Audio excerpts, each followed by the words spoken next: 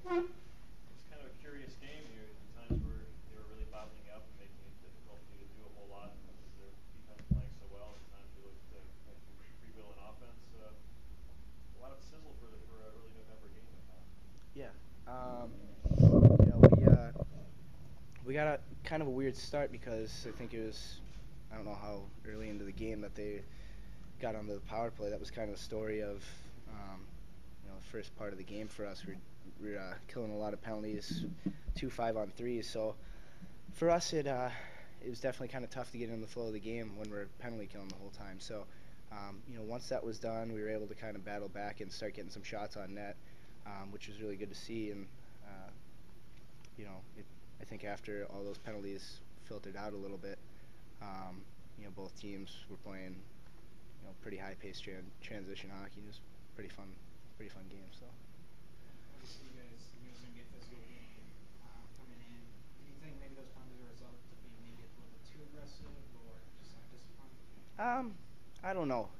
It's obviously always the ref's call, and it's you're not going to change it by arguing. But I didn't think we were doing anything too overly aggressive to deserve anything. But the guys stepped up to kill those penalties, especially against one of the, if not the best power play in the nation. So that was good to see out of our guys, and obviously Kieran played well again. So. Can you talk about what you guys need to do so well killing those penalties? I think we blocked a lot of shots tonight. I think that's what we did best.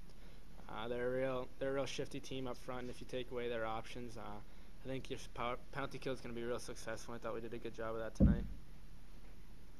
This is where you guys are the only unbeaten team left in the nation, and there's a decent chance I think you could be ranked number one Monday. Would that be a little worrisome in some ways? I think whenever you get that number one ranking on the back of your jersey, you kind of get a bullseye.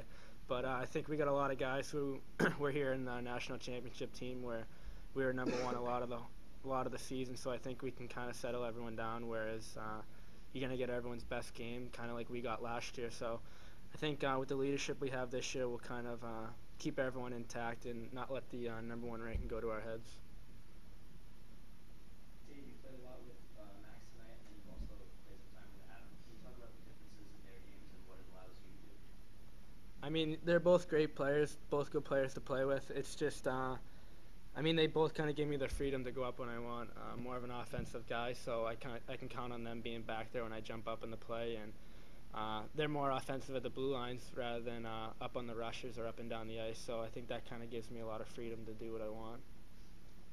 Chris, there's straight game scoring a goal. Would you like to come talk to us, or what else do we have for you? Can you repeat that? Would you like to come to talk to us? You scored 3 straight games.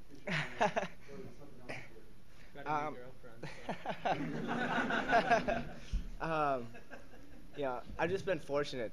I'd like to say it's the right place, right time. I think Alex created that whole play. I didn't know how he saw me with his back turned, but he did, and the goalie thought he was going to shoot, so I had a wide open net, and that made my job easy. So I give a lot of credit to the guys who got me the puck. Cause I think I've just been fortunate that the puck's been going in. So.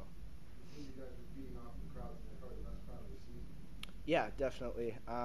Anytime you play Maine or BC or UNH, you expect a big sold-out crowd, and tonight was really good. And anytime you can get a goal, big hit, nice save, kill a penalty, things like that, the crowd definitely helps with the momentum.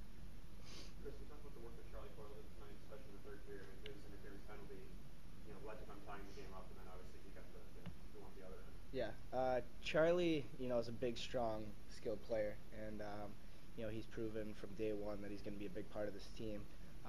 He's just the type of kid who's so competitive. Whether his penalty was something that was deserving or not, I'm not sure, but for him to battle back and get a big goal for us late shows a lot about his character. You started the game with Megan and Santana like the last couple of games, and then ended up with a Coyle player. Can you just talk about that change in midfield? Yeah, I think it's something we kind of talked about. We want to spread the offense out as much as we can, and I like playing with both lines.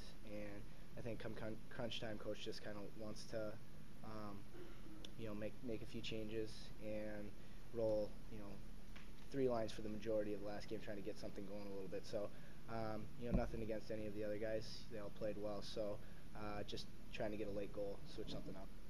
Did you get a daunting task? I mean, for score so many ways, guys that can move the puck so well defensively? Yes and no, but at the same time, there's a lot of teams in this league who can do that, so you kind of expect that every game.